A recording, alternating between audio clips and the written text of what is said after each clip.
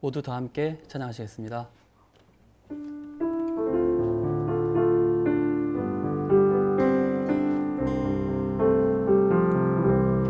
주님의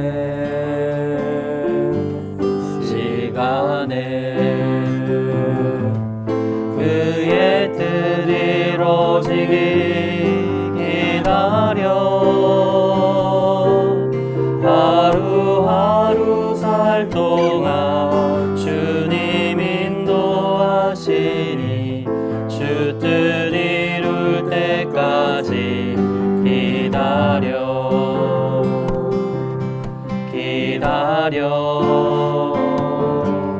그때는 그의 뜻 이루어지기 기다려 주의 뜻 이루어질 때 우리들의 모든 것 아름답게 변하리 기다려.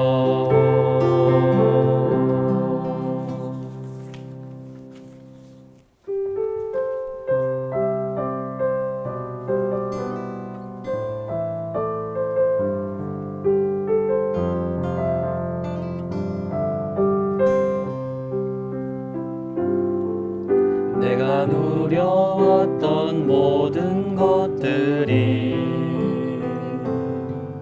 내가 지나왔던 모든 시간이 내가 걸어왔던 모든 순간이 당연한 것 아니라 은혜였소. 아침에 해가 뜨고 저녁에 노을 봄의 꽃향기와 가을의 열매 변하는 계절의 모든 순간이 당연한 것 아니라 은혜였소. 모든 것이 은혜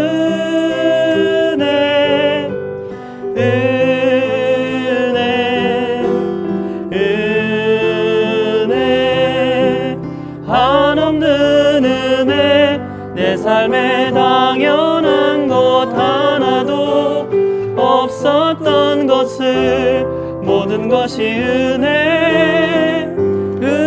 은혜였소. 내가 이 땅에 태어나 사는 것 어린아이 시절과 지금까지 숨을 쉬며 살며 꿈을 꾸는 삶 당연한 것 아니라 은혜였소. 내가 하나님의 자녀로 살며 오늘 찬양하고 예배하는 삶 복음을 전할 수 있는 축복이 당연한 것 아니라 은혜였소. 모든 것이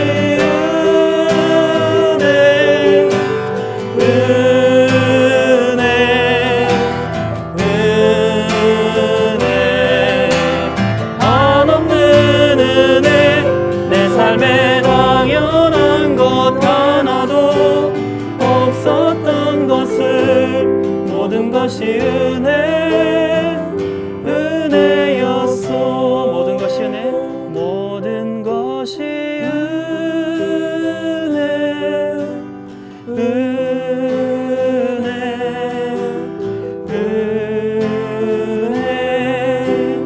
한없는 은혜 내 삶에 당연한 것 하나도 없었던 것을 모든 것이 은혜였소.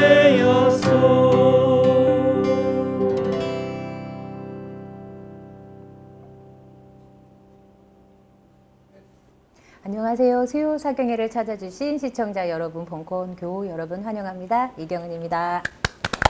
안녕하세요, 영민님. 안녕하세요. 오늘 비난이 고우세요. 드레스가 잘 어울립니다. 안녕하세요, 수사님. 반갑습니다. 네, 반갑습니다. 네, 반갑습니다. 안녕하세요, 목사님. 네, 생명사랑교회 한문덕입니다. 네. 여러분 반갑습니다. 어떻게 잘 지내셨어요?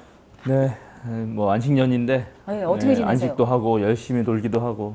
휴식은 좀 쉬시는 거예요? 아니요, 저한테 쉰다는 건 없어요. 그 안식이라는 것은 교회 업무를 떠난 다른 일을 한다. 그렇지, 그렇지. 아. 예, 교회는 약간 거리두기를 하고 네. 제가 그동안 하고 싶었던 거, 네네. 또 만나고 싶었던 사람들 조금 만나고 또 저를 원하는데 너무 네. 내가 오랫동안 못 만나서 죄송했던 네. 사람들도 만나고.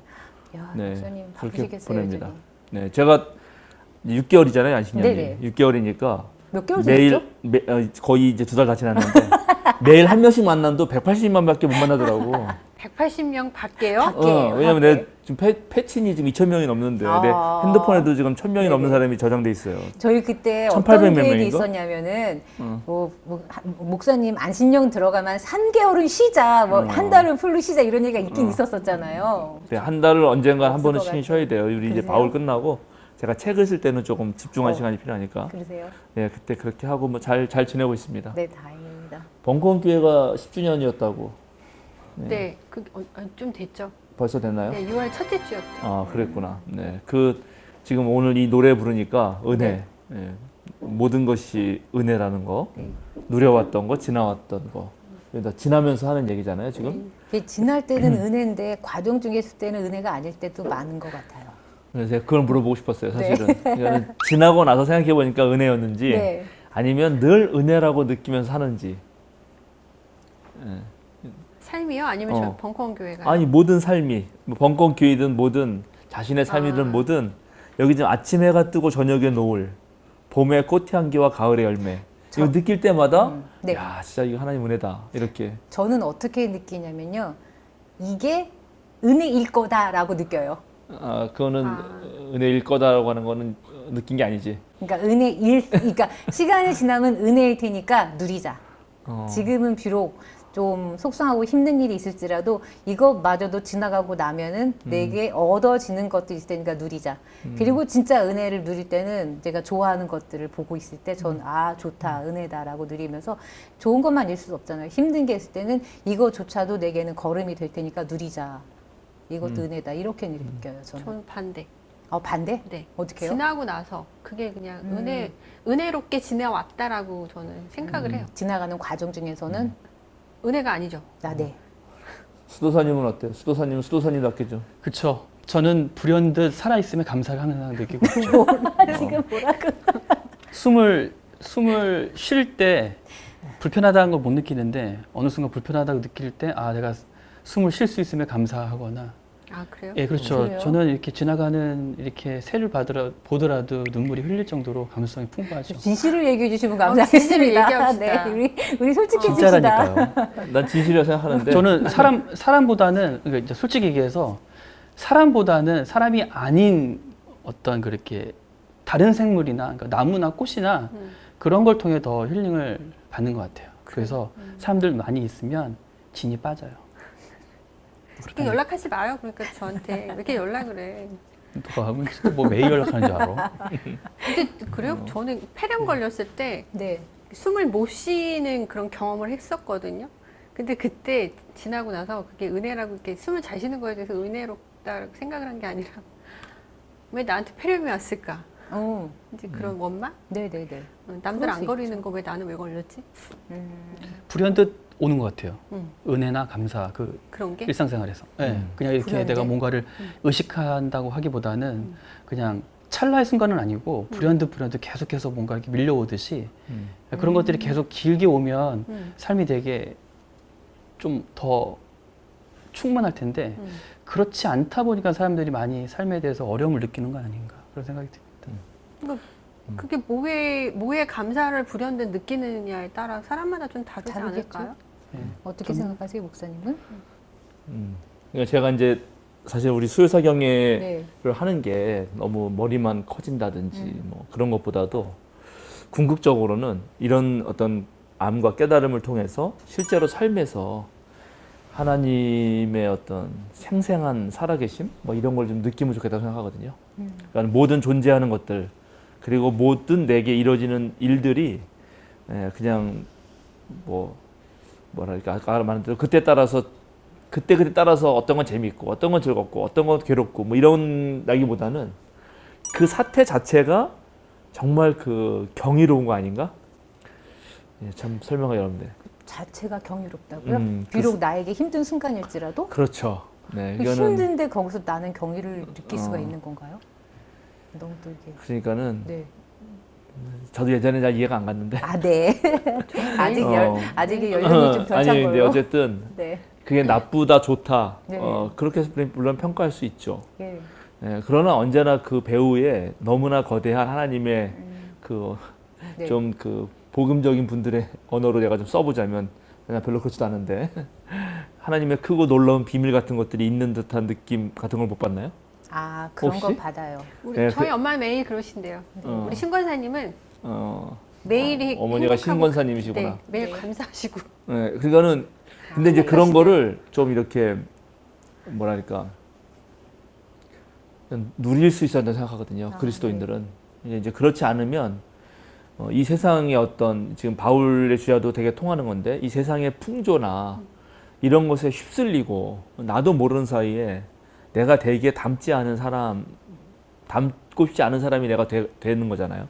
나도 모르게 막 화내고 짜증내고 불평하고 온갖 죄악들, 바울이 말하는 시기, 질투, 뭐 그다음에 욕망 뭐 막 있잖아요. 그런 것들이 늘 드러나기 마련이거든 우리가. 그런데 그리스도인이 된다는 거는 그런 게 없다는 건 아니라 있음에도 불구하고 하나님의 어떤 놀라운 체험 속에서 그런 것들이 이제 조절되는 거죠. 그러니까는 그런 것이 드러나는 시간이 줄어들고 존재하는 모든 것과 모든 사건들 속에서 정말 이게 은혜구나. 아까 우리 수도사님이 와, 내가 숨 쉰다는 것 자체도 얼마나 대단한 일인가. 그런 거요. 이제 이런 거를 좀 느끼면 좋겠다 생각을 했어요. 근데 저는 저도 신앙이 어렸을 때는 그런 말을 누군가 하면 또 그리고 그런 이제 신앙 좋은 분들의 글을 읽으면 그런 말들이 있잖아요. 네. 그 이제 세상적 욕망을 따라서 좋다는 게 아니라 하나님 믿고 나 복 받았어요. 그게 아니라 실제로 그렇지 않을 것 같은데도 그렇게 사는 사람들이 있거든요. 뭐 예를 들어서 그 성 비안내 수도사님이 하는 어떤 수도원이 있었는데 거기에 어느 농부가 맨날 아침에 와서 그냥 1시간이고 2시간 앉아 있다 가는 거예요. 그래서 이제 수도사님이 이렇게 쟤는 뭐 하나 저 사람은 그래서 이제 신기하잖아요. 하루는 물어봤어요. 이거 뭐 하는 거냐고. 그랬더니 사실 여기서 그냥 하나님하고 같이 있는다고. 하나님 뭐 얘기하냐고. 아니라고. 당신은 뭐 얘기하냐고. 아니라고. 그럼 뭐 하는 거냐고. 아니 난 이렇게 그냥 하나님하고 있는 게 좋다. 이런 말을 하는 거거든요. 근데 그게 하루에 1시간도 아니고 하루에 뭐 3시간씩 매일 그러고 있는 거예요. 근데 그런 말이 이해가 잘 안 가잖아요. 네. 이해가 안 가죠. 나만 이해한가? 이제 보통 이해가 안 갈 수 있어요. 네. 그런데 우리가 다르게 생각해 보시죠. 뭐 예를 들어서 진짜 아름다운 광경을 보면 그 시간 가는 줄 모르고 볼 수 있잖아요. 달 같은 것도 만약에 얘를 본다 그러면 안 그런 거? 바다 보고 있을 때. 그런 게 안 되는구나. 저는 제가 군대 생활을 강원도 아주 완전히 그 화천에서 했는데 벽오지에서 했거든요.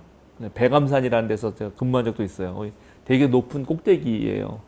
거기에 비목비가 있어요. 비목비.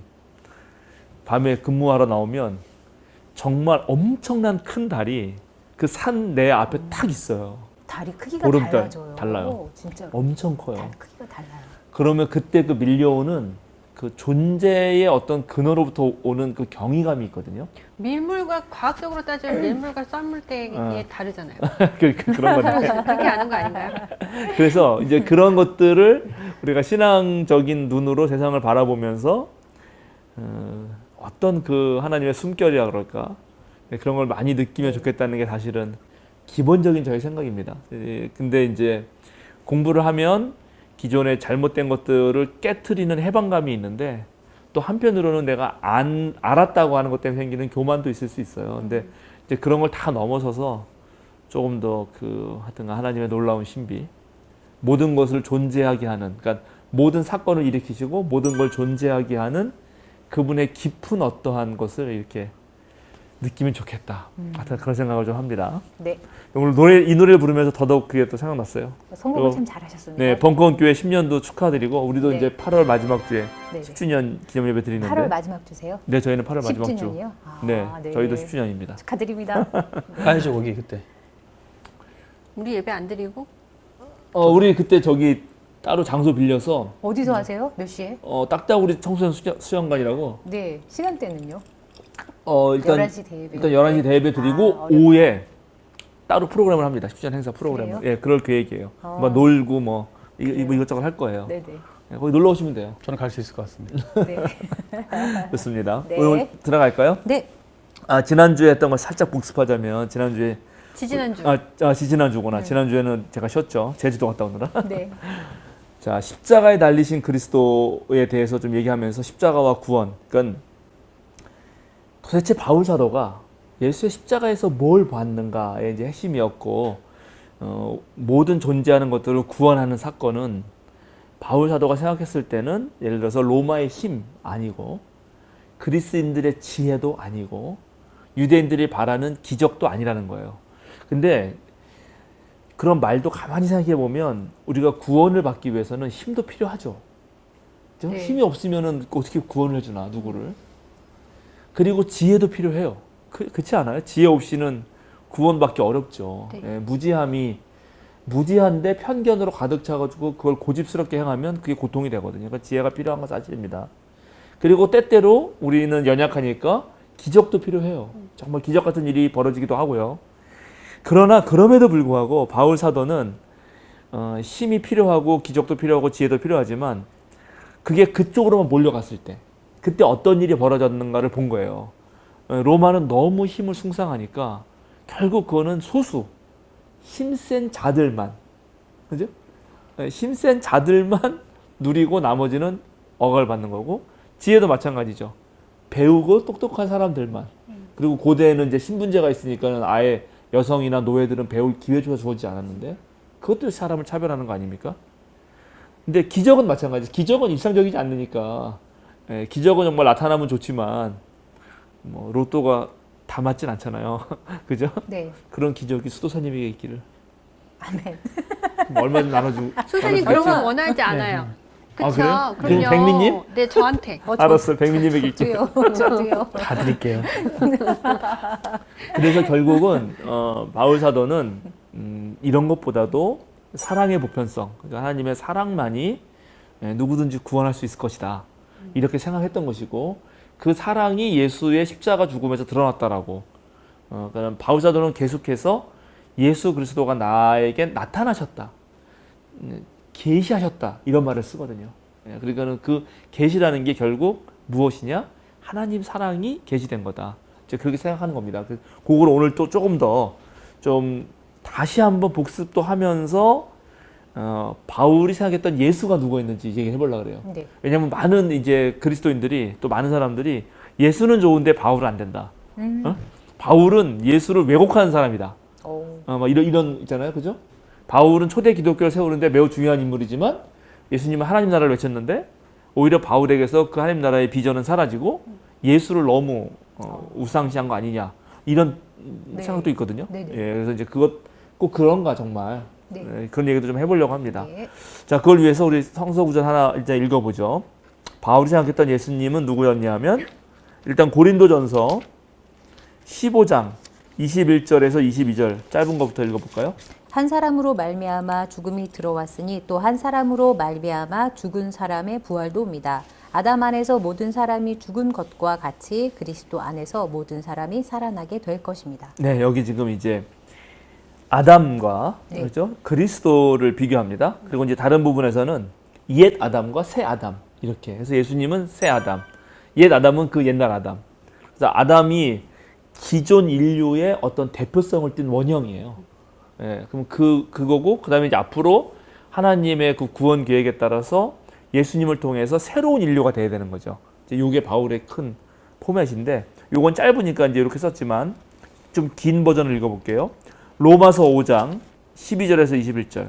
그러므로 한 사람으로 말미암아 죄가 세상에 들어왔고 또 그 죄로 말미암아 죽음이 들어온 것과 같이 모든 사람이 죄를 지었기 때문에 죽음이 모든 사람에게 이르게 되었습니다. 율법이 있기 전에도 죄가 세상에 있었으나 율법이 없을 때에는 죄가 죄로 여겨지지 않았습니다. 그러나 아담 시대로부터 모세 시대에 이르기까지는 아담의 범죄와 같은 죄를 짓지 않는 사람들까지도 죽음의 지배를 받았습니다. 아담은 장차 오실 분의 모형이었습니다. 그러나 하나님께서 은혜를 베푸실 때에 생긴 일은 아담 한 사람이 범죄했을 때에 생긴 일과 같지 않습니다. 한 사람의 범죄로 많은 사람이 죽었으나 하나님의 은혜와 예수 그리스도 한 사람의 은혜로 말미암은 선물은 많은 사람에게 더욱더 넘쳐나게 되었습니다. 또한 하나님께서 주시는 선물은 한 사람의 범죄의 결과와 같지 않습니다. 한 범죄에서는 심판이 뒤따라와서 유죄 판결이 내려졌습니다마는 많은 범죄에서는 은혜가 뒤따라와서 무죄 선언이 내려졌습니다. 아담 한 사람의 범죄 때문에 그 한 사람으로 말미암아 죽음이 왕 노릇하게 되었다면 넘치는 은혜와 의의 선물을 받는 사람들은 예수 그리스도 한 분으로 말미암아 생명 안에서 왕 노릇하게 되리라는 것은 더욱더 확실합니다.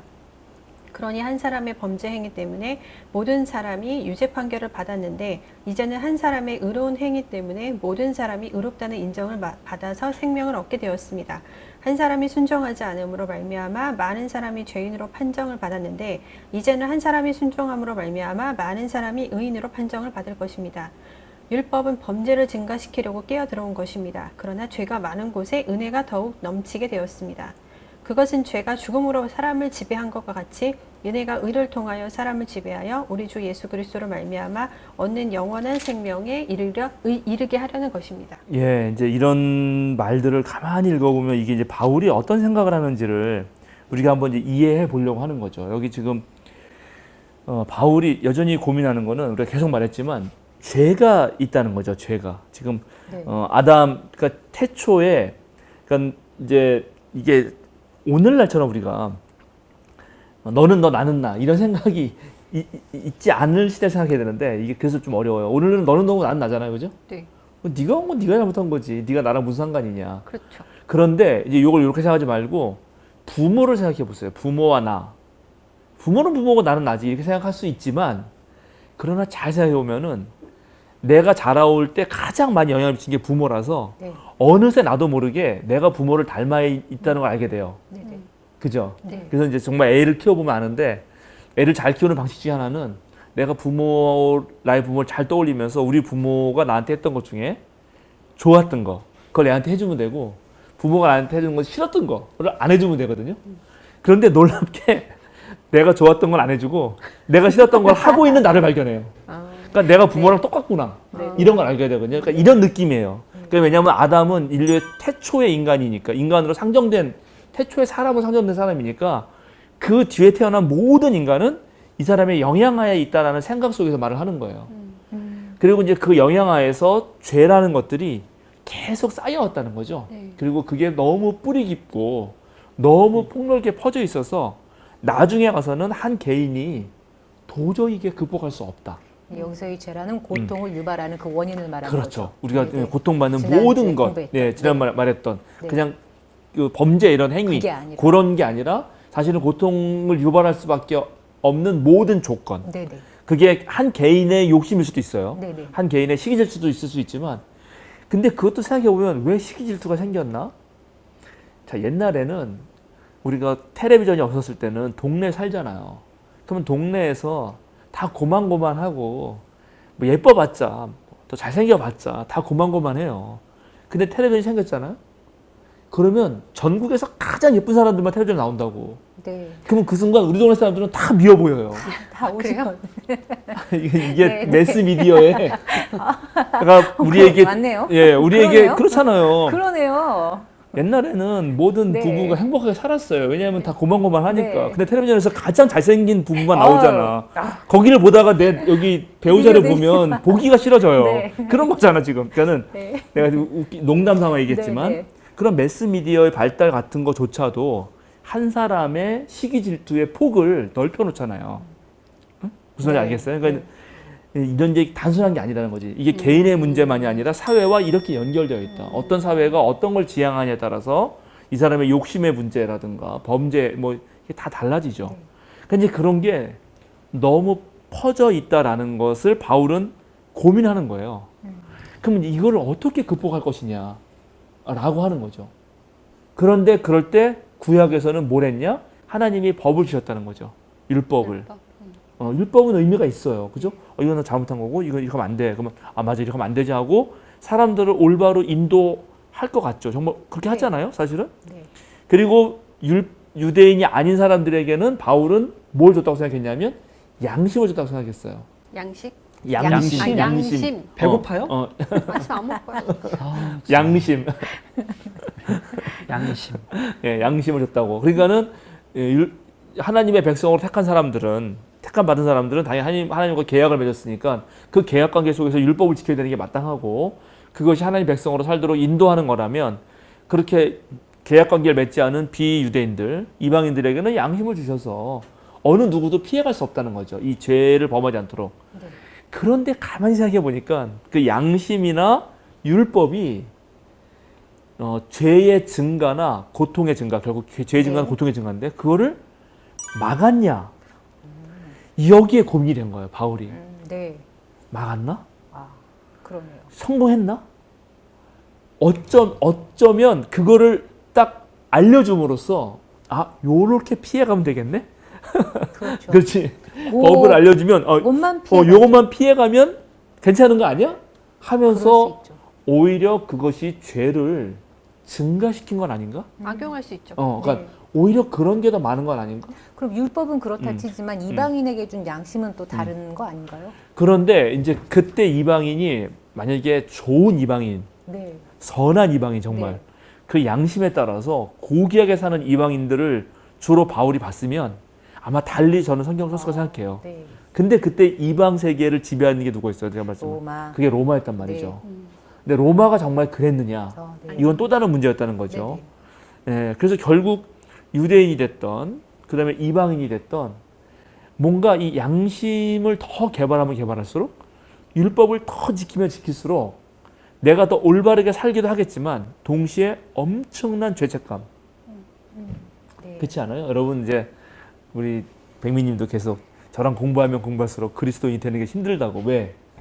훨씬 더 그리스도인의 양심을 예민하게 만들었거든. 그러게요. 그 옛날에는 이제 뭐 네. 좀 뭐라 해야 될까 같은 자본주의적 방식을 살아도 전혀 문제가 되지 않았는데 그래도 나는 검소하거든. 네. 근데 갑자기 예수님을 들이대니까 예수님은 집도 없고 절도 없고 뭐 굴도 없고 아무것도 없잖아. 네. 보금자리도 없고. 네, 네, 네. 그리고 맨날 가난한 사람하고 친구하라고 그러고 네. 가져가 다 팔라고 그러고. 네. 괴롭지 사실 예수님 따르려면. 네. 엊그저께 또 그랬어요. 그래요? 아니, 제가 요즘에 이제 몸이 좀 안 좋아갖고 저희 신권사님이 왔다 갔다 하세요.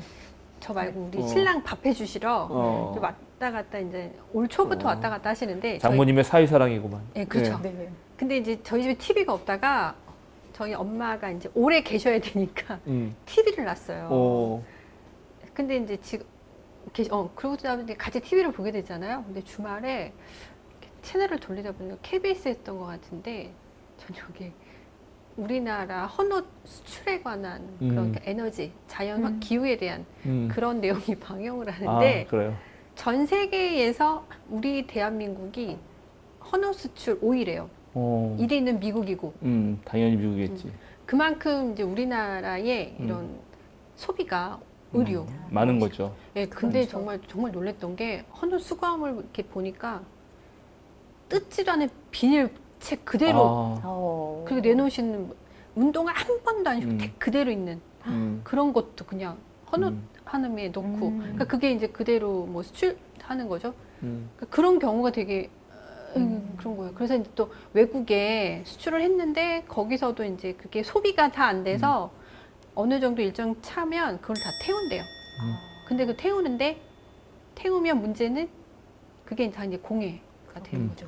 그걸 같이 보면서 김철수 씨가 저를 이렇게 쳐다보더라고요. 너 저러면서 야, 너 저런 거 보는데도 옷을 계속 사? 제가 그랬죠. 요즘 택배 안 오잖아. 맞아요. 그러니까는 그러니까 진짜 그런 거 옛날에 맞아요. 볼 때는 그냥 뭐 별 생각 없었을 것 같은데 요즘은 더 불편하죠. 제가. 그렇죠. 그래도 사죠.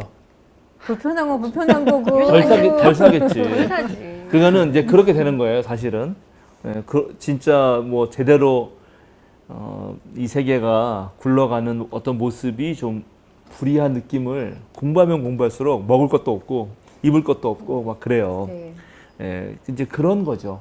그런 걸 바울이 너무나 리얼하게 느낀 거예요. 첫 번째 하나는 개인적으로 느끼고 또 하나는 지금 로마가 지배하는 세계 속에서 특별히 자기 민족이 피박받고 있고 자기도 디아스포라 유대인으로 살면서 이 로마의 엄청난 거대 제국 질서 속에서 어떻게 돌아가는지 알잖아요. 그러니까 우리가 한때 그 미국의 신자유주의적 질서가 전 세계를 사로잡았을 때 전 세계 그 가난한 인민들이 뭐 아큐파이 뭐 그죠 월가 점령도 하는 거고 이국에서 또 운동도 일어나고 전 세계적으로 일어나는 거 아니에요? 다시 한번 막스가 말해야 될 것 같은 왠지 만국의 노동자가 당대해야 될 것 같은 느낌이 들었는데 이제 그런 느낌을 받은 거죠. 바울 사도가.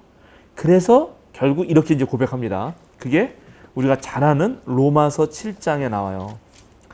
로마서 7장 14절에서 24절. 우리는 율법이 신령한 것인 줄 압니다. 그러나 나는 육정의 매인 존재로서 죄 아래 팔린 몸입니다. 나는 내가 하는 일을 도무지 알 수가 없습니다. 내가 해야겠다고 생각하는 일은 하지 않고 도리어 해서는 안 되겠다고 생각하는 일을 하고 있으니 말입니다. 내가 그런 일을 하면서도 그것을 해서는 안 되겠다고 생각하는 것은 곧 율법이 선하다는 사실에 동의하는 것입니다. 그렇다면 그와 같은 일을 하는 것은 내가 아니라 내 속에 자리를 잡고 있는 죄입니다. 나는 내 속에 곧 내 육신 속에 선한 것이 깃들여 있지 않다는 것을 압니다. 나는 선을 행하려는 의지는 있으나 그것을 실행하지는 않으니 말입니다. 나는 내가 원하는 선한 일은 하지 않고 도리어 원하지 않는 악한 일을 합니다. 내가 해서는 안 되는 것을 하면 그것을 하는 것은 내가 아니라 내 속에 자리를 잡고 있는 죄입니다. 여기에서 나는 법칙 하나를 발견하였습니다. 곧 나는 선을 행하려고 하는데 그러한 나에게 악이 붙어 있다는 것입니다. 나는 속사람으로서는 하나님의 법을 즐거워하나 내 지체에는 다른 법이 있어서 내 마음의 법과 맞서서 싸우며 내 지체에 있는 죄의 법이 나를 포로로 만드는 것을 봅니다. 나는 비참한 사람입니다. 누가 이 죽음의 몸에서 나를 건져 주겠습니까? 우리 주 예수 그리스도를 통하여 나를 건져 주신 하나님께 감사를 드립니다. 그러니 나 자신은 마음으로는 하나님의 법을 섬기고 육신으로는 죄의 법을 섬기고 있습니다. 네, 여기 지금 이 바울의 아주 그 이 실존적 고민. 네, 24절. 본인의 고백인 나는 거죠. 비참한 네. 사람입니다. 맞아요. 지금 이 문제예요. 이 문제. 네, 제발 누가 이 문제가 나는 비참한 사람입니다. 제발 나를 제발. 저는 아니, 자본주의에서 좀 해방시켜줬으면 좋겠어. 이런 게 너무 사실 이게 2000년 전에 쓰인 글이라고는 생각 못할 정도로 오늘날도 여전히 우리에게 감동을 주는 것입니다. 비참한 사람이라는 거. 이걸 개인적으로 보면 우리가 언제 비참한가? 일단 생리적 욕구가 잘 채워지지 않을 때도 비참해요. 막 배고프고 춥고 집이 없고 뭐 이럴 때 정말 비참하죠, 사실은. 비참합니다. 그 겪어본 사람은 알아요, 그렇죠? 배고라 본 사람도 알죠. 눈물 젖은 빵을 먹은 사람 뭐 이런 거 그런 말 있잖아요, 그렇죠? 누룽지조차도 먹을 게 없을 때 그런 거 참 힘들죠. 그것뿐만 아니죠. 개인적으로는 우리는 관계적 존재이기 때문에 사회적 관계 속에서 인정을 못 받는 거. 예를 들어서 이제 오늘날 왕따 같은 거 대표적인 거죠. 같이 있는데 완전히 소외당한다. 그것처럼 괴로운 게 없죠. 그 비참한 겁니다. 그죠? 그런데 소속감도 전혀 느낄 수가 없고 거기서 어떤 사람도 그런 상황이라면 자아 존중감을 느낄 수가 없어요. 그런 건 되게 비참하죠. 그거는 살았지만 죽은 거예요. 이제 그런 상황들을 떠올려 보는 거죠. 바울의 실존적 고민을 했지만 그런 상황들을 떠올려 보고 동시에 공동체도 마찬가지예요. 공동체 집단도 언제 비참하냐? 일단 가장 리얼하게 고대 사회부터 지금까지 비참한 건 전쟁이 일어나면 무조건 비참해요. 전쟁은 무조건 안 되는 거예요. 그러니까 지금 러시아가 우크라이나를 침범한 거는 어떤 이유로도 용납할 수 없어요. 무슨 국제관계 뭐든 간에 그건 안 되는 거예요, 전쟁은. 근데 뭐 그것뿐만입니까? 예를 들어서 이제 기후 위기 있으니까 전 세계적 기근이 몰려왔단 말이에요. 갑자기 어느 날 식량 막 그러면 그것도 비참하죠. 전쟁뿐만 아니라 이제 치안 같은 경우가 우리나라가 되게 잘 돼 있는데 치안이 안 돼 있어서 뭐 경찰도 있고 뭐 다 법이 있음에도 불구하고 그런 건 아무 소용 없고 늘 주먹이 앞선다. 여러분 그런 사회에 산다고 생각해 보세요. 묻지마 폭력이 마구 행해지고 그래도 전혀 내가 대응할 수 없고 경찰을 불러도 한통속이고 어떻게 생각하세요? 그런 폭력이라는 거. 그 다음에 사회적 양극화가 심해요. 나는 예를 들어서 정말 가난에 살고 있는데 다 가난하면 그래도 괜찮은데 나만 그런 거지. 이쪽만. 저쪽은 막 엄청난 빌딩 있고 집 한 채 100억이 넘는데 나는 그런 집은커녕 판잣집에 사는 거예요. 근데 그게 너무나 명백하게 딱 보이는 거죠. 예를 들어서 그럴 때 저 위에 사는 사람 말고 이 밑바닥에 사는 사람 엘리시움 그 영화 보면 네. 아예 그 하늘을 떠놓죠. 네. 띄워놓고 거기 사는 사람하고 이 사람 볼 때 밑에 사는 사람 얼마나 비참해요. 이거는 사회와 공동체의 문제라는 거죠. 그러니까 바울이 나는 비참한 사람입니다라고 말할 때 단순히 개인의 문제로만 읽어보지 않을 수 있다는 거죠. 그러니까 지금 생각을 해보면 오히려 비참하지 않을 수 있는 사람이잖아요. 그런 사람이죠. 예, 사실은. 바울은. 네, 근데 이제 바울은. 본인이 그렇게 고백을 했다는 거는 음, 단순히 개인의 문제가 아니라 그런 그리스도 공동체를 다 대변하는 듯한 그런. 그렇죠. 사실은 뉘앙스? 내 혼자가 아니라 바로 그 비참한 환경에 머물러 있는 인류 전체를 본 거죠. 바울은. 네, 바울이 대단한 거죠. 그래서 그렇게 놓고 딱 그러면 이 비참한 거를 누가 구원해 주나, 누가 구원자인가, 이들에게 어떻게 좋은 소식을 전해줄 수 있을까를 고민할 수밖에 없는 당대 지식인으로서. 근데 그때 이거야말로 좋은 소식이다라고 외치는 무리가 있었어요. 그게 대표적인 무리가 바로 로마이죠. 로마, 그럼요. 예. 예, 로마가 우리야말로 우리가 전 세계를 다스리는 것이야말로 유앙겔리온이다 라고 네. 외쳤습니다. 그 이제 하나 제가 예를 들어 드리려고 하는데 그 프리에네라고 그 1906년에 소아시아에 있는 프리에네라는 지역이 있어요. 소아시아 지방에 있는 프리에네에서 비문이 발견됐어요. 1906년에 발견된 비문에 보면 거기 이 아우구스투스에 대한 긴 글이 나와요. 근데 그 긴 글이 바로 그 로마가 그 이전에 내전에 휩싸였었잖아요. 그래서 그거를 끝내고 드디어 로마의 평화를 가져다 준 사람이죠. 아우구스투스. 아우구스투스의 생일이 바로 신이신 아우구스투스의 생일이 좋은 소식의 시작이다. 이런 말이 있어요. 이분은 우리에게 질서를 가져다 주고 이분은 세상을 구원해 주실 구세주이며 신이신 아우구스투스의 생일은 유앙겔리온, 복음의 시작이다. 이런 비문이 딱 있습니다. 네. 첫 문장이라. 예, 그게 그러니까 얘 생일, 황제의 생일이 복음의 시작이면 그 이유도 다 다스리는 게 다 복음의 시작이겠죠. 복음이겠죠. 네. 예, 그렇게 이해하는 거예요. 그러면 그렇게 로마가 선전하는 복음, 그게 진짜 복음인가? 이걸 묻는 거죠. 자, 그럼 다시 개인에게 물어봅시다. 개인에게 그게 복음이려면 로마 시민이어야 되는 거예요. 그렇죠. 자, 로마 시민은 복음이죠. 그렇죠. 그러나 식민지 백성은 아니죠. 아니죠. 그래서 아주 간단합니다. 네. 공동체에 마찬가지 공동체. 그 공동체를 보는 거죠. 로마 제국은 결국 힘에 의해서 평정을 했습니다. 그래서 로마는 상무 문화, 이 군인 정신이 술철했고 그리고 정복 전쟁을 통해서 엄청난 제국을 만들었잖아요. 그래서 그 로마 제국에서 전쟁을 통해서 세계를 정복해가지고 그 사람에게 주는 칭호가 있는데 그게 바로 임페라토르예요. 이게 중요해요. 임페라토르. 지금 그게 이제 황제라고 불리는 임페라 뭐죠? 그죠? 맞죠? 예. 그 황제라는 뭐로 번역되지만 원래 정확하게는 임페리움이라는 말에서 온 건데 임페리움은 뭐냐면 로마의 군인으로서 군단으로서 어디를 정복할 수 있는 법적인 권리를 뜻해요.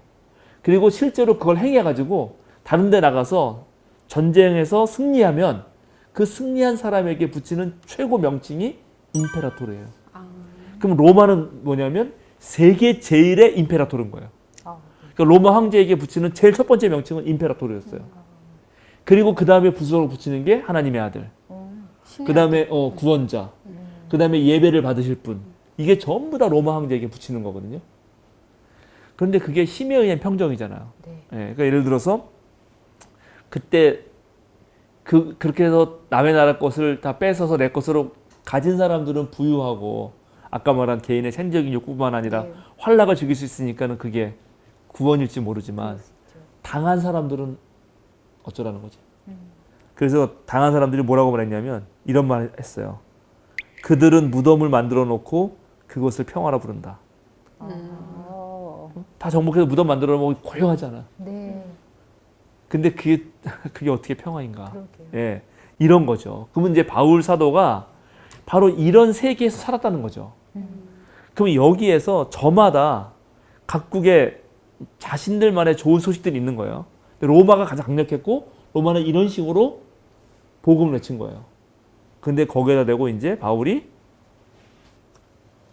아니라고 하는 거죠. 그럼 바울이 말하는 복음은 뭔가? 그거는 로마 황제의 통치가 아니라 야훼 하나님의 통치가 된다고 생각하는 거죠. 하나님의 통치. 하나님의 통치. 네. 근데 유대교의 그 하나님이죠, 그 당연히. 하나님? 예, 그런데 이제 그 하나님의 통치가 예수 그리스도에 나타났다라고 한 것이 바울의 놀라운 새로운 깨달음이었던 거예요. 원래 바리새파인 바울은 어떤 거였냐면 분명히 이스라엘의 하나님이신 야훼 하나님은 우리에게 약속을 지키신다. 그런 하나님이다. 우리 언약 백성이고 네. 그 하나님이 분명히 약속을 지키실 건데 그러면 지금 이렇게 고통받고 있는 이스라엘 사람들뿐만 아니라 모든 그런 죄 아래 신음하고 있는 인류를 반드시 회복시키실 거 아니냐. 네. 구원시키실 거 아니냐. 언젠간. 이렇게 생각하는 거죠. 그래 놓고 그럼 어떻게 하셨냐? 거기에 예수를 보내셨다는 거예요. 완성하기 위해서. 예수를 보내셨다.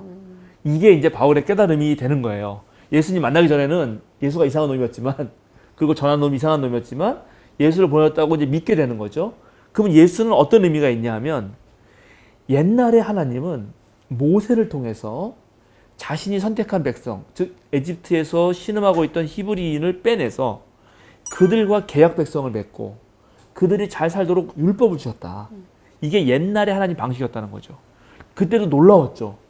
왜냐하면 모세는 미디안에서 그냥 양치는 사람 정도예요. 그잖아요. 80살 먹은 할아버지라고. 근데 그 할아버지가 이집트 대제국의 파라오를 대응한다? 불가능한 일입니다. 그죠? 근데 백그라운드를 보면 가능하잖아요.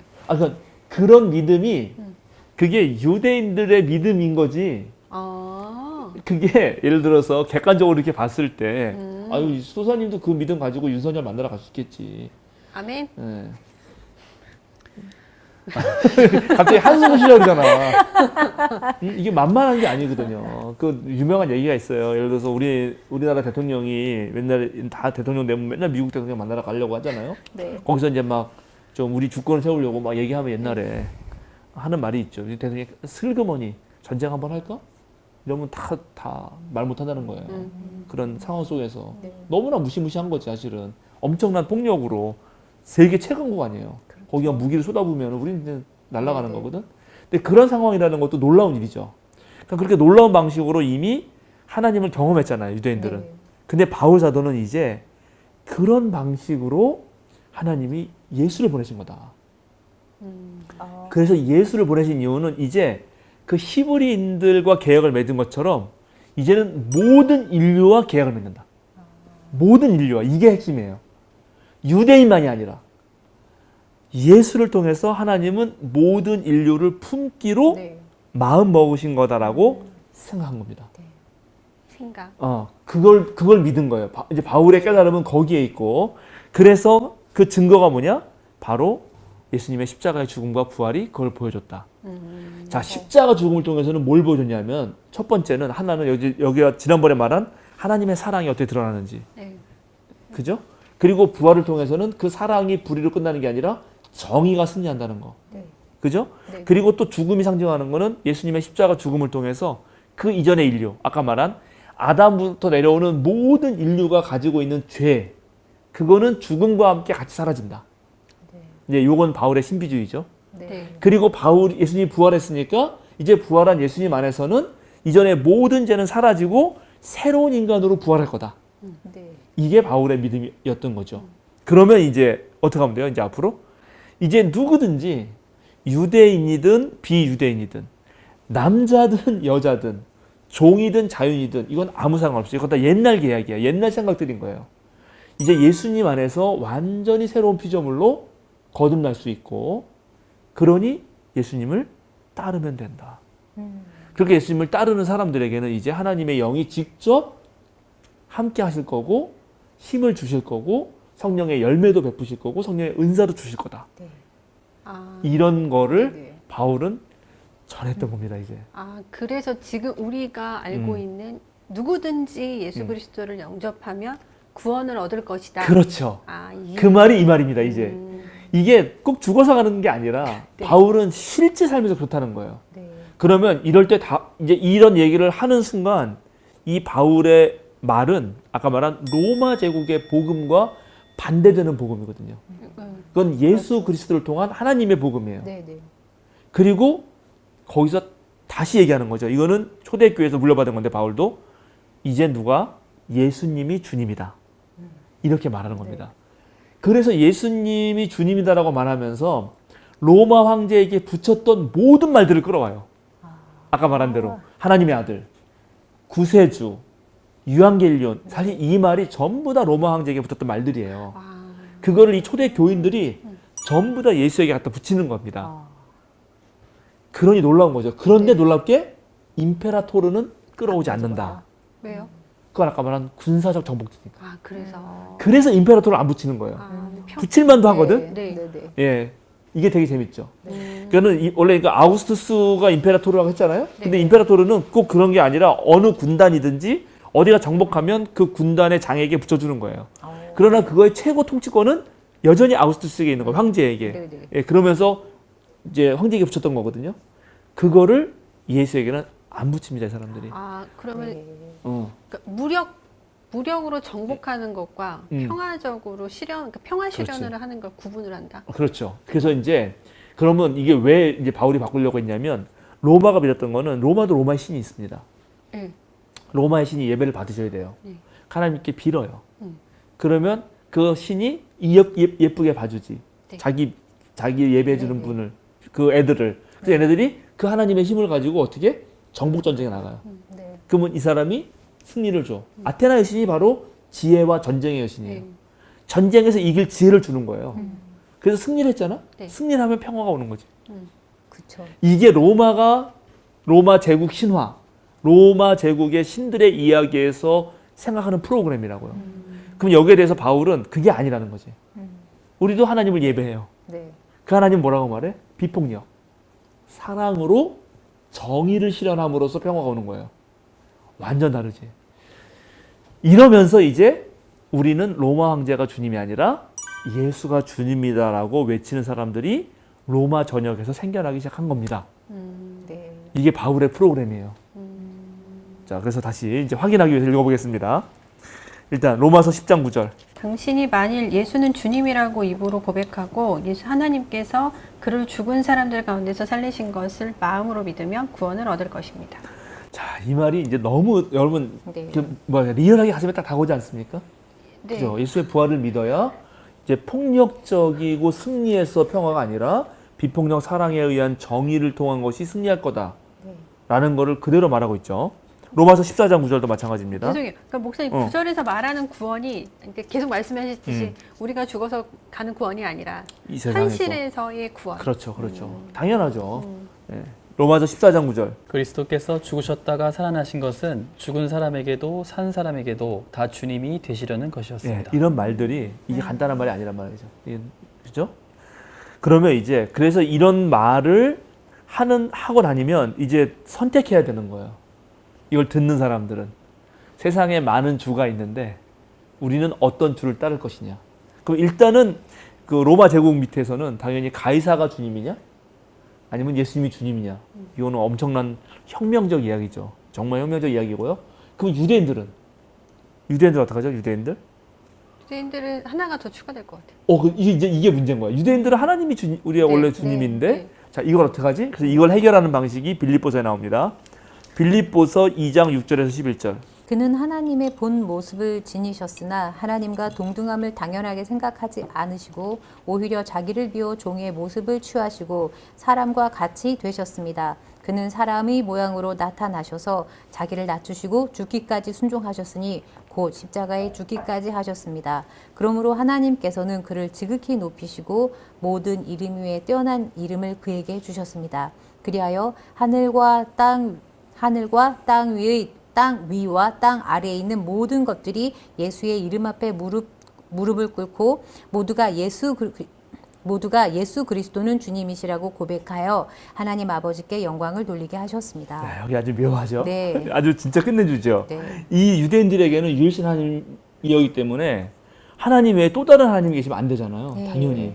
그러니까 벌써 바울 요때만 해도 원래 예수님은 하나님과 같은 분이었지만 네. 이 땅에 내려오신 하나님이고 다시 그 분을 우리가 믿는 하나님이 이분을 주님으로 만든 거다.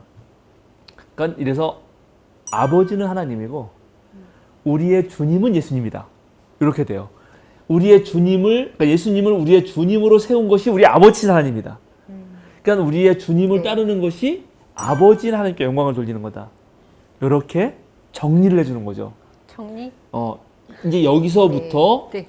선제 기독론. 그러니까 예수님은 원래부터 하나님 옆에 계셨다 하는 이해들이 싹 트는 거예요. 이 문제를 해결해야 되니까. 네네. 아, 예, 2명 하나님 이거 안 되거든. 하나님의 네네. 아들. 예, 하나님의 아들 개념. 그다음에 네네. 그 하나님의 아들은 원래부터 하나님과 같이 계셨다. 선제 개념. 그 나중에 이제 요한복음에 오면 아주 리얼하잖아요, 그죠? 태초에 하나님이 계셨고 말씀이 있었다. 그래서 둘이 함께 있지만 같은 거다 막 네네. 이렇게 얘기하는 게 이렇게 나오는 겁니다. 바로 이런 것을 더 이제 뒤에 후대에 가면 더 확실하게 보여주는 게 자 골로새서 1장 15절에서 20절 보세요. 골로새서? 예, 골로새서 이거는 이제 바울의 진정서신은 아니지만 한 단계 더 나아갔을 때 어떻게 바뀌는지 초대 기독교의 예수님 고백이 어떻게 더 심화되는지 보여지죠. 그 아들은 보이지 않는 하나님의 형상이시오 모든 피조물보다 먼저 나신 분이십니다. 만물이 그분 안에서 창조되었습니다. 하늘에 있는 것들과 땅에 있는 것들, 보이는 것들과 보이지 않는 것들, 왕권이나 주권이나 권력이나 권세나 할 것 없이 모든 것이 그분으로 말미암아 창조되었고 그분을 위하여 창조되었습니다. 그분은 만물보다 먼저 계시고 만물은 그분 안에서 존속합니다. 그분은 교회라는 몸의 머리이십니다. 그는 근원이시며 죽은 사람들 가운데서 제일 먼저 살아나신 분이십니다. 이는 그분이 만물 가운데서 으뜸이 되시기 위함입니다. 하나님께서는 그분의 안에 모든 충만함을 머무르게 하시기를 기뻐하시고 그분의 십자가의 피로 평화를 이루셔서 그분으로 말미암아 만물을 곧 땅에 있는 것들이나 하늘에 있는 것들이나 다 자기와 기꺼이 화해시키셨습니다. 전에 여러분은 악한 일로 하나님을 멀리 떠나 있었고 마음으로 하나님과 원수가 되어 있었습니다. 그러나 지금은 하나님께서 그리스도의 죽으심을 통하여 그분의 육신의 몸으로 여러분과 화해하셔서 여러분을 거룩하고 흠이 없고 책망할 것이 없는 사람으로 자기 앞에 내세우셨습니다. 네, 그 정도까지 할까요? 자, 거기 보면은 벌써 예수님이 보이지 않는 하나님의 형상이다. 네. 야, 이런 말 대단하죠. 네. 그러니까 이 말까지 간 거는 이제 하나님을 보려면은 예수님을 보면 된다는 거예요. 네. 예수님 보면 하나님 봤다는 거잖아요. 네. 이렇게까지 가는 거죠. 이제 이런 것이 기독론이 심화되는 거야. 그러니까 처음에는 바울 사도의 복음, 또 초대 기독교인들의 신앙 고백 속에서 로마 제국을 따를 것이냐, 네네. 세상의 논리를 따를 것이냐. 아니다. 예수님이 주님이다. 이렇게 고백되는 거죠. 네. 로마 황제가 하나님의 아들이냐? 아니다. 예수님이 하나님의 아들이다. 로마 황제가 구세주냐? 아니야. 예수님이 구세주다. 이렇게 가다가 네. 그럼 예수님이 정말 누구야? 이제 이렇게 질문이 나오는 거죠. 하나님은 어떻게 되는 거야? 하나님과 관계는 뭐야? 그러면 초기에는 하나님의 아들이야. 네. 하나님의 뜻을 가장 잘 이어가는 네. 하나님의 효자라고나 할까? 효자. 그렇죠? 그래야지 아들을 통해서 아버지가 뜻을 이뤄가잖아요. 네. 아들은 아버지의 모든 걸 상속하잖아요. 그러니까 그런 은유. 더 나아가면 아니야. 그분은 하나님의 형상이야. 사실은 그분을 보면 하나님 본 건 똑같아. 그리고 그분은 원래부터 맨 처음부터 계셨어. 그리고 혹시 창조됐다면 제일 먼저 창조된 걸지도 몰라. 그리고 그 이후에 나머지 모든 거는 다 예수님이 창조한 거야. 그럼 그게 어떻게 가능해? 말씀으로 창조했잖아, 말씀. 하나님 말씀으로. 말씀이 예수님이었어. 막 이런 식으로 이제 복잡해지는 거죠. 근데 여기서 이제 또 궁금한 바울이 이렇게 어느 정도 이렇게 정리를 해가는 내용인 거잖아요. 그렇죠. 많은 사람들이 동의를 했을까요? 특히 제자들이? 특히 제자들. 제자들. 예수님의 제자들이 동의를 했을까요? 그쵸. 그거는 이제 마가복음서 같은 경우가 조금 그 복음서 중에는 제일 이르잖아요. 네. 그리고 더 이른 거는 이제 많은 학자들이 동의하는데 마태와 누가에서 마가복음서를 빼버리고 동일한 거를 또 마태와 누가만 비교했을 때 또 똑같은 것만 추려내면 예수님의 어록 말씀 자료만 남게 돼요. 그거를 이제 Q 자료라고 본다 그랬잖아요. 그 Q 자료를 생성해낸 그 제자 공동체가 있을 거 아니겠어요? 네. 네. 그거를 잘 듣고 전수했던 사람들, 그거는 50년대 초반까지 올라간다고 봐요, 많은 학자들이. 그 지금 예수님의 일대 제자들의 네, 네. 느낌이죠. 네. 그 사람들이 이런 걸 동의했겠느냐, 네. 이렇게 묻는 거잖아요. 네. 네. 많은 학자들이 그때는 이 정도까지 안 간 거로 봐요. 아. 예수님은 랍비, 네. 지혜 교사, 네. 하나님의 말씀을 우리에게 제대로 알려주는 분, 음. 이 정도로 생각했다. 음. 네, 그런데 이게 점점점 예수님에 대한 이해가 깊어지고 또 바울사도처럼 저 이방 지역에 네. 예수님을 전하면서 계속 묻잖아요. 예수님 누구네 전하는 거냐? 네. 너희는 지금 로마 황제를 주님이라고 부르는 모양인데 우리는 그렇게 하지 않는다. 주라는 말이 등장하는 거죠. 너희는 로마 황제 하나님의 아들이라고 생각하니? 아니야, 우리 하나님의 아들 예수님이야. 근데 이게 유대인들에게 오면은 하나님이 아들이라니? 하나님의 아들은 그거는 왕에 대한 상징이거나 네. 이스라엘 민족 전체를 네. 말하고 개인에게 붙인 적은 없는데 네. 그거 무슨 말이야? 또 물어볼 거 아니에요. 네. 아, 그거는 무슨 말이냐면 이러면서 설명을 하는 거죠. 어. 예, 이렇게 예수님에 대한 그 신앙 고백이 점점 깊어가는 겁니다. 그러다가 요한복음서쯤 오면은 이제 만물의 원리, 모든 것을 움직이게 하고 존재하게 하는 원리라는 단어가 헬라어 단어로 로고스가 있었는데 네. 그 로고스가 너무 좋아요. 그게 말씀으로도 번역되거든. 그리고 구약 전통의 소피아라고 하는 지혜, 그거로도 같이 상통하는 말이고. 이래서 이제 그걸 딱 갖다 쓰는 거죠. 이렇게 예수님에 대한 이게 깊어지는 겁니다. 아, 이러면 이제 상당히 바울이 예수님 어떻게 생각하는지 이해가 되고요. 그러면 이제 또 많은 사람이 질문하는 것 중에 하나가 예수님은 하나님 나라를 말했는데 네. 바울은 하나님 나라 말한 적 있니? 이렇게 묻는 거예요. 그럼 첫 번째, 바울이 사실은 말을 안 한 건 아닌데 말을 되게 많이 못했어요. 그러니까 적게 했어요. 왜요? 왜? 하나님 나라를 말하는 순간 바로 바울은 죽어요. 로마에? 왜? 로마잖아. 여기는 네. 로마 제국이라고. 근데 또 다른 제국을 말한단 말이야 지금. 아, 그래서 네. 예수님이 죽어서. 예, 그래서 그거는 네. 바울에게는 너무나 정치적 혐의가 높은 말이에요. 너무 오해되기 쉬운 말이에요. 네. 그래서 바울은 하나님 나라보다 더 보편적인 하나님의 뜻, 하나님의 의, 이걸 훨씬 많이 말했죠. 아. 이건 로마 사회도 통하지. 네. 야, 니네가 지금 니네는 어떤 올바름이 있냐? 이런 거는 우리나라의 올바름은 뭐지? 이렇게 고민할 수 있잖아요. 네. 네. 야, 진짜 하나님이 계신데 하나님은 이런 걸 너희한테 원할 걸? 아. 이거는 로마 제국에서도 수용될 수 있거든. 우리가 혹시 그렇지. 신의 뜻을 어긴 거 아닌가? 네네네. 이러면서 네. 아, 로마가 실수한 게 하나 있네요.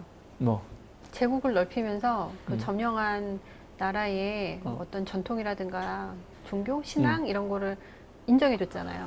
그래요. 이게 그건 아주 오늘 배민이 잘 발견했어. 왜냐하면 로마는 신생 국가고 사실은 그때 당시에 고대 제국 사회에서 보면 좀 얼마 안 된 어린애예요. 네. 그잖아. 이집트라든가 바벨로니아라든가 페르시아 이 엄청난 제국들이 있었고 심지어 그 전에는 그리스라고 하는 되게 그 지혜의 보고 네. 우리가 뭐 철학의 시작이라고 흔히 말하잖아요.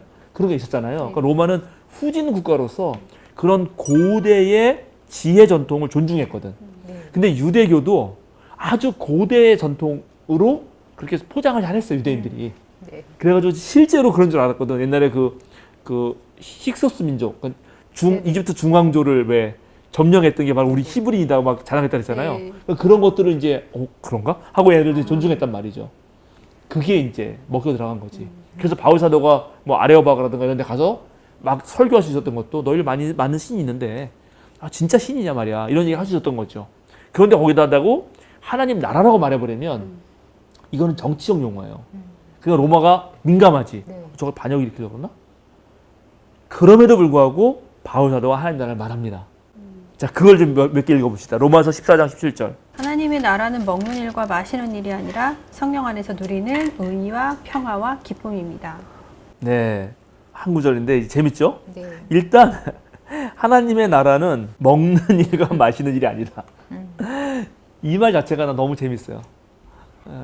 이게 네. 지금 이 앞에 스토리를 모르면 지금 우리는 이걸 어떻게 이해를 하겠어요? 그렇지. 당연히 성령 안에서 누리는 의와 평화의 기쁨이나 그러니까 당연히 성령이면 믿는 사람들끼리 교회 안에서 누리는 어떤 그런 기쁨, 모임 이런 걸로 생각하죠. 이해를 하겠죠. 근데 그런 건 되게 사실은 뭐 네. 이해도 되고 뭐 좋은 거기도 하지. 근데 여기에 반대편에 먹는 일, 마시는 일이 하나님 나라라고 생각하는 사람이 있다는 거 아니에요? 예. 네. 막 이런 걸로 막 충분히. 근데 바울은 이제 거의 이런 얘기를 속에서 많이 얘기해요. 더 리얼한 게 있어요. 고린도전서 6장 9절에서 11절. 불의한 사람들은 하나님 나라를 상속받지 못하리라는 것을 알지 못합니까? 착각하지 마십시오. 음행을 하는 사람들이나 우상을 숭배하는 사람들이나 간음을 하는 사람들이나 여성 노릇을 하는 사람들이나 동성애를 하는 사람들이나 도둑질을 하는 사람들이나 탐욕을 부리는 사람들이나 술 취하는 사람들이나 남을 중상하는 사람들이나 남의 것을 약탈하는 사람들은 하나님 나라를 상속받지 못할 것입니다. 여러분 가운데 이런 사람들이 덜어 있었습니다. 그러나 여러분은 주 예수 그리스도의 이름과 우리 하나님의 성령으로 씻겨지고 거룩하게 되고 의롭게 되었습니다. 여기서 지금 몇 가지 중요한 거는 지금 불의한 사람들 네, 그리고 네. 여전히 의롭게 되었다. 그리고 여기서 비판하는 대부분의 것들이 전부 다 로마 제국 사회에서 경쟁 사회에서 남들을 밟고 더 나아가기 위해서 필요한 것들입니다. 대체적으로. 그리고 여기 이제 성소수자들로 네, 오해할 네. 수 있는 구절들이 있는데 이건 네. 제가 다음에 한번 깊게 다루겠지만 아주 네. 짧게 얘기하자면 여성 노릇을 한 사람들, 동성애를 한 사람들 이 말은 성적 지향이 이성애자인데 그런데 아까 말한 착취당하는 예, 사람. 착취를 당하거나 착취를 하거나 하는 사람들을 말하는 거예요. 예, 굴욕감을 주기 위해서 또는 이제 더 높은 자리에 올라가기 위해서 아니면 자기의 그런 성적인 욕망을 더 그냥 그 비정상적으로 채우기 위해서. 그러니까 이성애자는 이성에게 성적 욕망을 느끼잖아요. 네. 그런데 그렇지 않은 동성에게 그런 거 하는 거죠. 굴욕감을 주는 거죠. 이런 식으로 말하는 거예요. 이건 이제 이걸 많이 오해해가지고 큰 문제인데 이건 나중에 내가 자세하게 하겠습니다. 대체적으로 바울 사도는 지금 하나님 나라와 비교하고 있는 게 개인 이 로마 제국에서 벌어지고 있는 온갖 어떤 육체적 욕망, 그죠? 오늘날 말하면 자본주의적 욕망을 최대한 막 끌어내가지고 거기서 서로 시기 질투하고 싸우고 다투고 막 술 취하고 막 흥청망청하고 이런 것과 비교하고 있습니다. 또 그래요. 고린도전서 15장 50절 보세요. 형제 자매 여러분, 내가 말하려는 것은 이것입니다. 살과 피는 하나님 나라를 유산으로 받을 수 없고 썩을 것은 썩지 않을 것을 유산으로 받지 못합니다. 그렇죠. 여기서 살과 피가 말하는 거는 아까 말한 우리들의 그런 육체적인 어떠한 욕구, 욕망. 네. 근데 그게 이제 단순히 내 개인의 육체적 욕구, 욕망만이 아니라 아까 제가 말씀드렸지만 이 사회가 원하는 거예요. 그거를. 여러분 뭐 아름다움의 기준도 시대마다 다 다른 거 아시죠? 그죠? 네. 요즘에 청소년 젊은 친구들이 거식증 막 안 먹잖아요.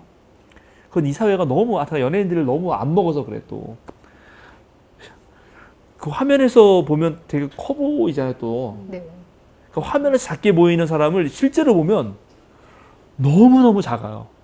너무너무 삐쩍 말라야 되거든요. 근데 그게 하나의 어떤 모델이 되면은 전부 그게 아름다운 걸로 아는 거잖아요. 예를 들어서. 그러면 전부 이제 그거 따라 할 거 아니에요? 이제 제가 뭐 어떤 누구를 비하하고 이런 건 절대 아니고 어떤 문화적인 게 한 사람의 삶의 양태를 바꿔 놓는다. 그리고 그런 욕망도 자학하는 방식이 다 다르다는 거죠. 뭐 이제 그런 걸 계속 바울은 비판합니다. 특히 이제 고린도가 그랬어요. 고린도는 새롭게 개발된 항구이고 로마 제국 시대에 엄청나게 많은 사람들이 몰렸기 때문에 거기에서 서로 엄청난 치열한 경쟁과 또 버른 사람들이 그 막 흥청망청 쓰는 것과 이게 막 섞여 있었거든요. 이제 그건 더 그렇고 갈라디아서 5장 16절 부터 자 여기부터 26절까지 여기도 봅시다. 쭉 나옵니다. 내가 또 말합니다. 여러분은 성령께서 인도하여 주시는 대로 살아가십시오. 그러면 육체의 욕망을 채우려 하지 않을 것입니다. 육체의 욕망은 성령을 거스르고 성령이 바라시는 것은 육체를 거스릅니다. 이 둘이 서로 적대 관계에 있으므로 여러분은 자기가 원하는 일을 할 수 없게 됩니다. 그런데 여러분이 성령의 인도하심을 따라 살아가면 율법 아래에 있는 것이 아닙니다. 육체의 행실은 훤히 드러난 것들입니다. 곧 음행과 더러움과 방탕과 우상숭배와 마술과 원수매중과 다툼과 시기와 분냄과 분쟁과 분열과 파당과 질투와 술취함과 흥청망청 먹고 마시는 노름과 그와 같은 것들입니다. 내가 전에도 여러분에게 경고하였지만 이제 또다시 경고합니다. 이런 짓을 하는 사람들은 하나님의 나라를 상속받지 못할 것입니다. 그러나 성령의 열매는 사랑과 기쁨과 화평과 인내와 친절과 선함과 신실과 온유와 절제입니다. 이런 것들을 막을 법이 없습니다. 그리스도 예수께 속한 사람은 정욕과 욕망과 함께 자신의 육체를 십자가에 못 박았습니다. 우리가 성령으로 삶을 얻었으니 우리는 성령의 인도해 주심을 따라 살아갑시다. 우리는 잘난 체하거나 서로 노엽게 하거나 질투하거나 하지 않도록 합시다. 예, 지금 이런 문제들로 지금 하나님 나라 문제를 다 지금 이런 문제들하고 연결시켜서 결국 하나님 나라는 바울이 말한 하나님 나라는 이제 아까 말한 대로 하나님이 예수를 보내셔서 새롭게 모든 인류와 계약을 맺었고 그걸 따르기로 마음먹은 사람들에게 하나님이 성령, 거룩한 성령께서 힘을 부어주시는데 그걸 따라 사는 거. 그게 하나님 나라다. 이렇게 본 거죠. 예, 예. 이게 이제 바울이 예수님이 하나님 나라를 이어서 바울이 이해한 방식이고요. 또 바울이 예수님을 그대로 잇는 것 중에 하나는 로마서 8장 15절 17절입니다. 이것도 좀 확인해야 됩니다. 다 로마서 8장 15절에서 17절. 여러분은 또다시 두려움에 빠뜨리는 종살이의 영을 받은 것이 아니라 자녀로 삼으시는 영을 받았습니다. 그래서 우리는 그 영으로 하나님을 아빠, 아버지라고 부릅니다. 바로 그때 그 성령이 우리의 영과 함께 우리가 하나님의 자녀임을 증언하십니다. 자녀이면 상속자이기도 합니다. 우리가 그리스도와 함께 영광을 받으려고 그와 함께 고난을 받으면 우리는 하나님이 정하신 상속자요 그리스도와 더불어 공동 상속자입니다. 예, 좋습니다. 이 말 똑같은 말이 갈라디아 4장에도 또 나와요. 그러니까 이건 똑같은 말을 읽지 않겠는데 지금 여기서 이걸 기억하죠. 예수님이 하나님을 아빠라고 불렀던 거를 기억합니다. 바울이. 그러니까 이거는 그대로 이어지는 거예요. 예수님하고 이렇게 등지는 게 아니란 말이죠. 예, 그러니까 예수님이 하나님을 아빠라고 불렀으면 우리도 누구나 하나님을 아빠, 아버지라고 부를 수 있고 아빠, 아버지라고 부르는 거는 당연히 아들, 딸은 부모의 뜻을 이어 사는 거고 또 부모가 가진 모든 것을 그대로 물려받는다. 이런 정신으로 되게 강한 거죠. 자, 근데 이제 여기서 생각해 보는 거예요. 다시. 맨 처음에 말했던 거. 나는 비참한 사람입니다. 어떻게 벗어나죠? 다시 묻는 거예요. 바울이 지금 말한 이 모든 걸 들으면 벗어날 수 있을 것 같아요? 없을 것 같아요? 안 될 것 같아요. 안 될 것 같아요? 저는 이제 여기서 이게 고민이에요, 사실은. 근데 바울은 벗어날 수 있다고 믿은 거예요. 나는 좀 믿겨져요. 무슨 말이냐면, 자, 아까 힘으로 벗어날 수 있느냐? 그건 안 될 것 같아요. 그러니까 내가 이제 예를 들어서 우리 자본주의 사회에서 구원받기 위해서 자본주의 꼭대기에 간다. 내가 뭐 삼성가의 뭐 최고 경영자가 된다. 그러면 벗어날까? 그래도 여전히 네. 전 세계 1등이 될 때까지 안 될 거 아니에요. 네. 그런 식으로 뭐 이런 식으로 되잖아요. 아까 말한 지혜도 공부하면 공부를 저도 정말 공부하는 거 좋아하고 열심히 하지만 하면 할수록 모르는 게 많거든. 네. 그러니 기적을 바라지 않을 수 없어요. 근데 기적은 정말 기적일 뿐이지 일상을 구원할 수가 없거든. 네. 그러면 이제 내 의지대로 해야 되는데 내 의지가 어떻게 해? 내 의지대로 좀 해서 해보자 하는데 바울이 말한 대로 내 의지대로 되던가 공부해. 전혀 안 되지. 안 돼요. 나는 비참한 사람이다. 내가 네. 원하는 것은 하지 않고 내가 원하지 않는 것을 이건 하고 하고 있는 있는. 그런 나만 만나죠. 네. 네. 그럴 때 말이에요. 그럴 때 진짜 언제 내가 그러면 제대로 하고 있느냐를 생각해 보자는 거죠. 그러면 내가 이해가 되는 게 바울 사도가 이해했던 건 이거 아닐까? 사랑하는 사람과 있을 때 됐던 거 아닐까? 사랑하는 사람. 그렇죠. 진짜 사랑하는 사람이 믿어줄 때, 진짜 사랑하는 사람이 함께 해줄 때, 진짜 사랑하는 사람이 함께 하자고 하면서 나를 이끌어줄 때, 즉 예수님 말씀대로 하면 함께 멍에를 매줄 때, 그때 내가 했던 거 아닌가? 그것만이 유일한 길 아닐까? 그럼 바울한테 그 존재가 누구예요? 예수님이었다는 거죠. 예수님을 통해서 보여주신 하나님의 사랑, 그 하나님의 사랑을 입고 우리 안에 들어오신 성령, 거룩한 영이 나를 이끌어 주실 때만 가능했다.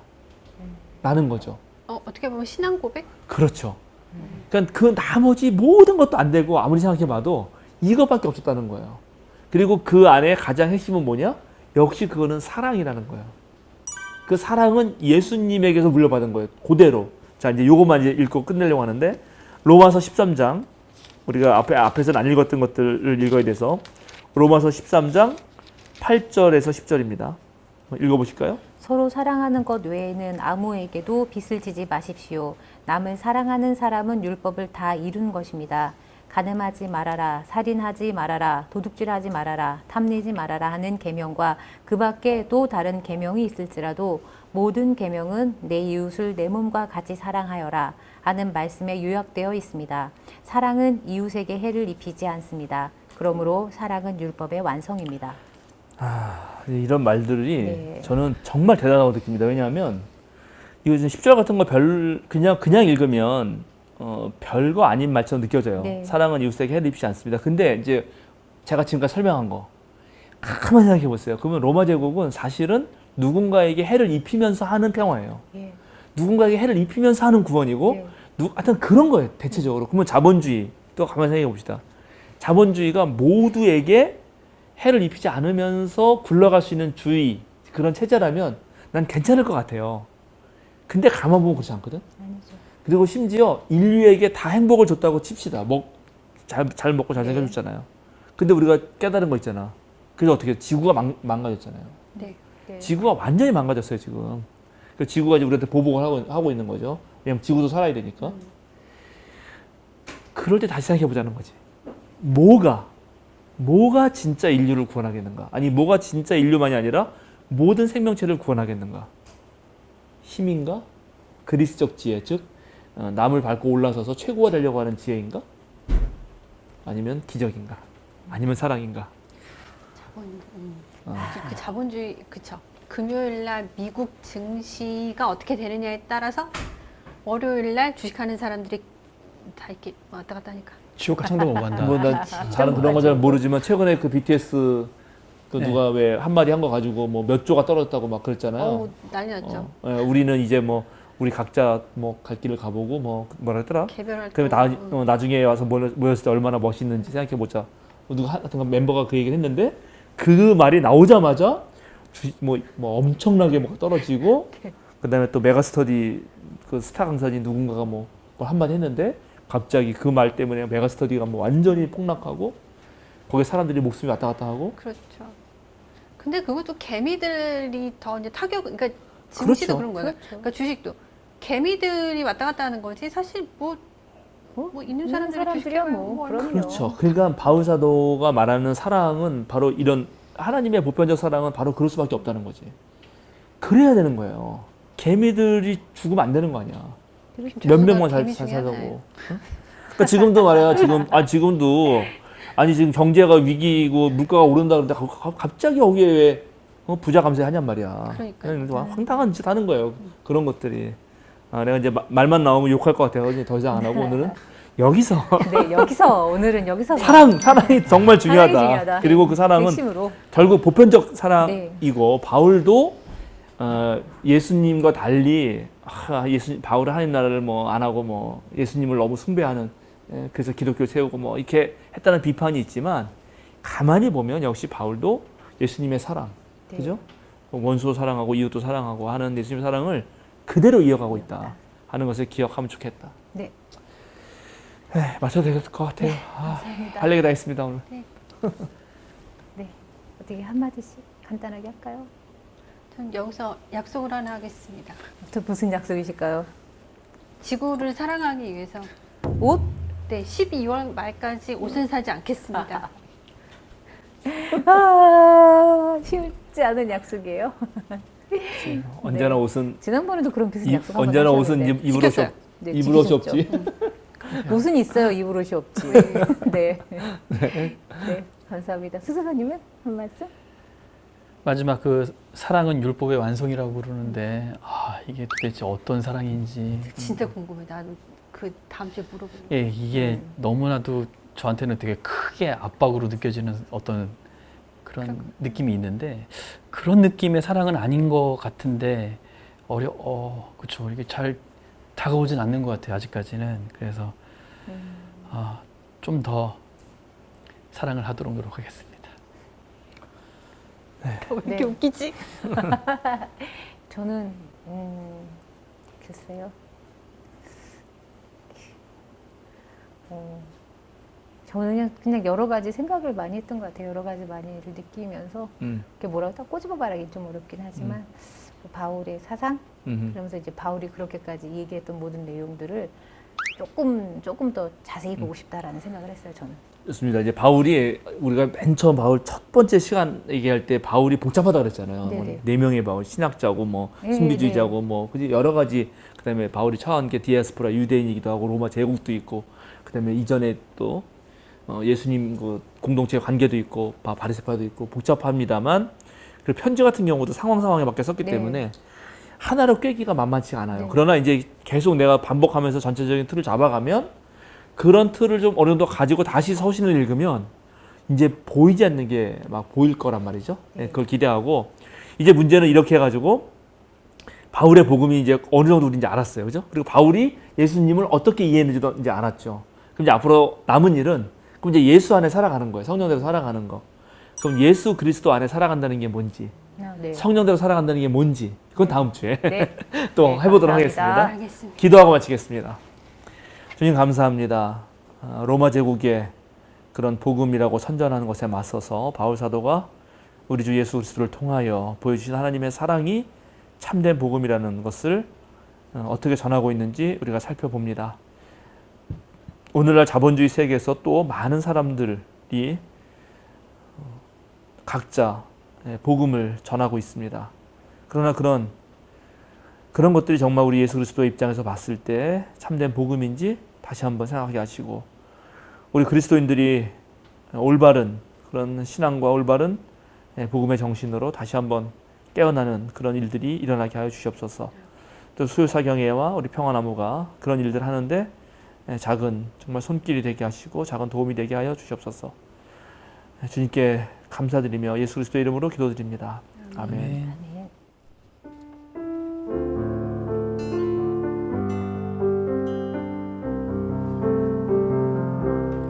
주님의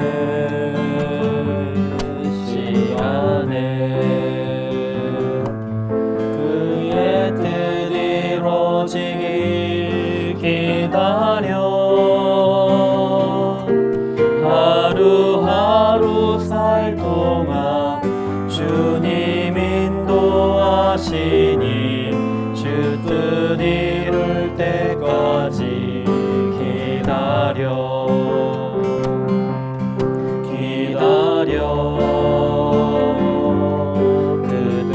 그때는 그의 뜻 이루어지기 기다려 주의 뜻 이루어질 때 우리들의 모든 것 아름답게 변하리 기다려